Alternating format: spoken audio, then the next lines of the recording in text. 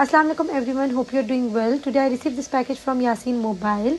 ये एक वाहिद ऐसा पेज है जिससे मैं ट्रस्ट करके अपनी रिंग लाइट, अपनी सेल्फ़ी लाइट, चार्जर, हेडफोन्स और ये सब चीज़ें मंगवा सकती हूँ, क्योंकि इनकी बहुत सी चीज़ें मैं यूज़ कर चुकी हूँ और अभी तक कोई भी चीज़ मेरी ख़राब नहीं हुई है।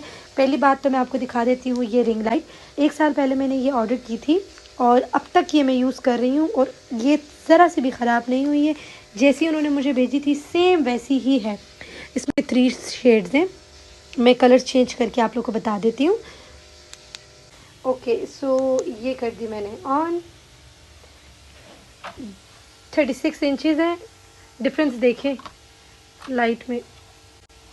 एंड ये है सेकंड कलर एंड ये है थर्ड वन। सामने देख रहे हैं और आप देखिए डिफरेंस।